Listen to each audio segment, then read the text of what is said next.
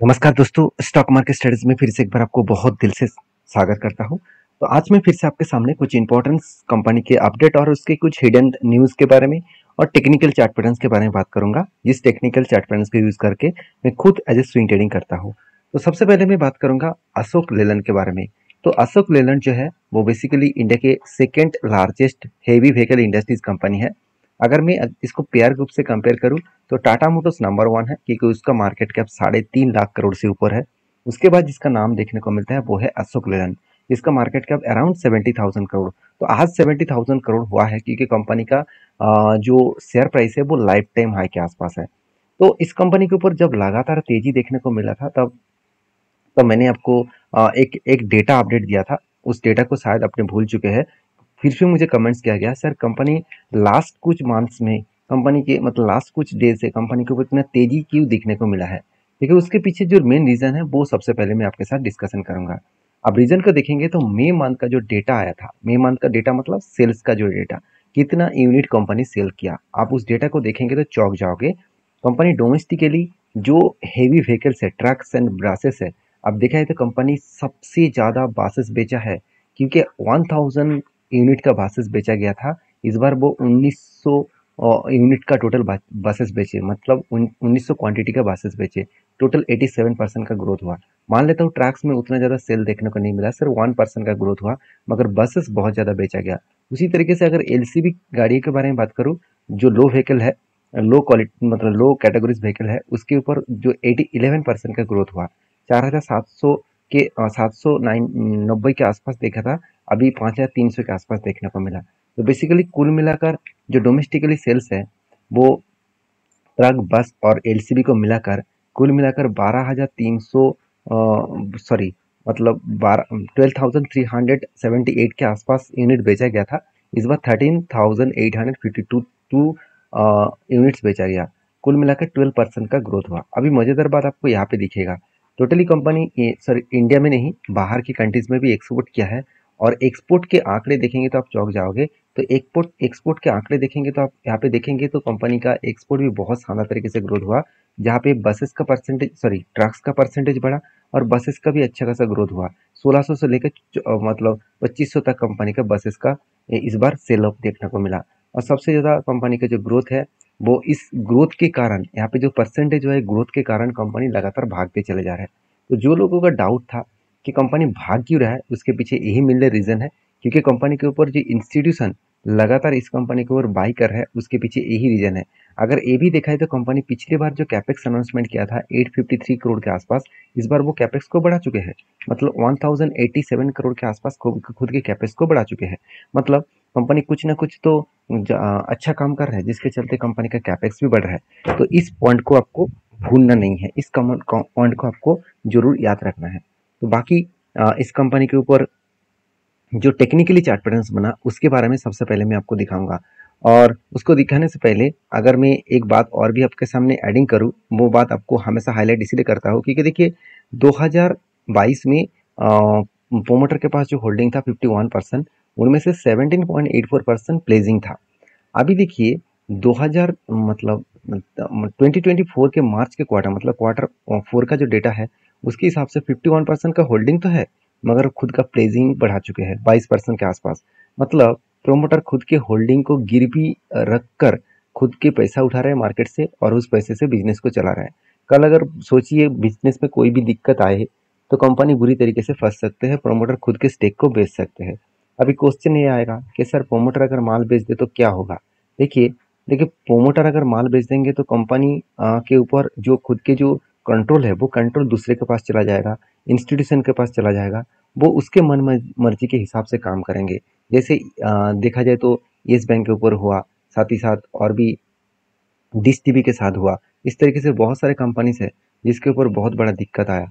Management जाने के बाद कंट्रोल दूसरे के हाथ पे चला गया और उसके बाद पूरे का पूरा कंपनी के पासा ही पलट गया। तो सोचिए इस कंपनी के ऊपर इस चीज़ों को नोटिस करना। और बाकी देखिए इंस्टीट्यूशन धीरे धीरे करके खुद के होल्डिंग को बढ़ा रहे हैं।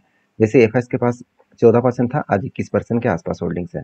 बाकी टेक्निकली चार्ट पैटर्न्स के बारे में बात करूँ, जब मुझे टेट मिला कुछ इस लेवल में अराउंड 166 के आसपास, यहाँ पे एक काफी विधान पैटर्न बना, बहुत लंबा सा एक जर्नी के हिसाब से 2017 से लेकर 2017 से लेकर 2023 तक यहाँ पे काफ़ी धारणे पैटर्न्स बनने के बाद जो मैं टारगेट लेकर चल रहा हूँ, बिग टारगेट है 300 लेवल तक। और मुझे लगता है जिस तरीके से यहाँ पे होल्ड करने के बाद ब्रेकआउट करके कंपनी ऊपर जा रहा है, कंपनी इस तरीके से रॉकेट की तरह तो नहीं जाएगा, कभी ना कभी रुकेगा, कभी ना कभी गिरेगा, उसके बाद टारगेट होगा। और टारगेट भी कोई छोटा मोटा टारगेट नहीं मिला।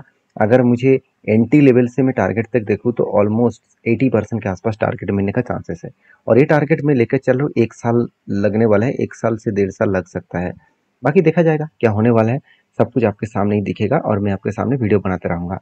वीडियो अच्छा लग रहा हो तो प्लीज़ एक लाइक जरूर कर देना। तो नेक्स्ट जो कंपनी उसका नाम है समर्थन मदरसन इंटरनेशनल लिमिटेड। तो इस कंपनी के ऊपर तो बहुत सारे लोगों का मतलब किस्मत ही चमक चुके हैं, क्योंकि जो लोग एकदम गांव लेवल में खरीद के रखे हैं, चलो एक बार मैं आपको चार्ट ही दिखा देता हूँ। मुझे बहुत सारे दोस्तों का इस तरीके से कमेंट्स आते हैं कि सर आपने कहाँ पे बाई किया। देखिए मैंने कोविड के टाइम में जिस तरीके से गिरावट हुआ था, मैंने आपको ये भी बताया कि मैंने फर्स्ट जो बाइंग किया था कुछ इस तरीके से लेवल में था, 65 रुपीज़ के आसपास इस तरीके से लेवल में बाई किया और उसको मैं अभी तक होल्ड कर रहा हूँ। वो मेरा होल्डिंग शेयर है, वो मैं उसको होल्डिंग भी करूंगा। और उसके बाद कंपनी के ऊपर लगातार जो जर्नी हो रहा है, उस जर्नी को मैं एज ए ट्रेडिंग हिसाब से भी लिया। जैसे यहाँ पे देखिए एक पैटर्न किया था, शोल्डर कम हेड कम शोल्डर, फाइनल ब्रेकआउट होने के बाद यहाँ पे एक टारगेट अचीव हुआ जो 35% के आसपास था। सेकेंड मुझे बिग एंटी मिला, कफ विथ हैंड, सॉरी यहाँ पे कफ विथ नहीं, शोल्डर कम हेड कम शोल्डर बना, फिर से ब्रेकआउट हुआ और कंपनी देखिए धीरे धीरे करके ऊपर जा रहा है। ऊपर मतलब बहुत शानदार तरीके से कंपनी ऊपर जा रहा है।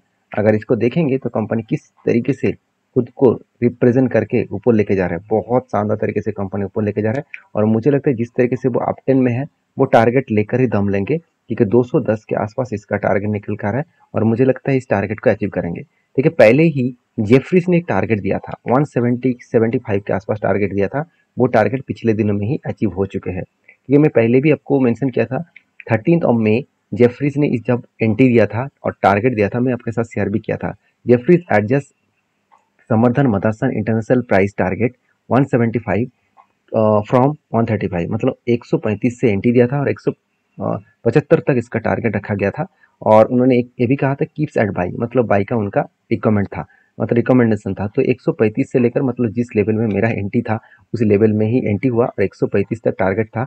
ऑलमोस्ट उनका जो टारगेट था बेसिकली 22% के आसपास, मगर मैं टारगेट लेकर चल रहा हूँ अराउंड 30% के आसपास।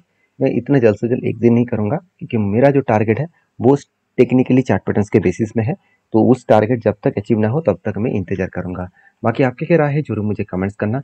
नेक्स्ट जो कंपनी है उसका नाम है ग्रीन पैनल इंडस्ट्रीज लिमिटेड।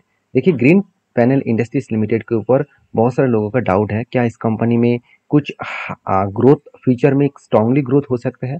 देखिए एक चीज मैं आपको पहले बताना चाहूंगा, पहले इस कंपनी के ऊपर एक चीज को नोटिस करना, कंपनी के बैलेंस शीट को सबसे पहले मैं आपको दिखाऊंगा। देखिए एक टाइम कंपनी का रिजर्व 633 करोड़ के आसपास हुआ करता था, आज कितना है 1300 करोड़। कंपनी का बोरिंग्स जो कर्जा था 587 करोड़ के आसपास हुआ करता था, आज कितना है 300 करोड़। तो सोचिए 50% के आसपास कंपनी का बोरिंग्स कम हुआ। उसके साथ साथ अगर देखा जाए तो आदर्स लाइबिलिटी के बारे में बात करें तो 238 करोड़ से 278 करोड़ तक देखने को मिला, मतलब लाइबिलिटी भी कम हो रहा है, उसके साथ साथ कर्जा भी कम हो रहा है। कंपनी का देखिए फिक्स्ड एसेट कम हुआ, ये मुझे थोड़ा सा वीकनेस पॉइंट लगा, ये मुझे यहाँ पे क्वेश्चन मार्क लगा, कंपनी का फिक्स्ड एसेट क्यों कम हुआ। जब मैंने डीपली रिसर्च किया तब मुझे पता चला कि कंपनी एसेट को बेचकर कंपनी खुद के कर्जे को मिटाया है। और एक चीज और भी नोटिस करना, कंपनी जो कर्जा भी लिया उस कर्जे से कंपनी इस बार बिजनेस के ऊपर हाईएस्टली इन्वेस्ट किया, आज तक इतने इन्वेस्टमेंट नहीं किया था।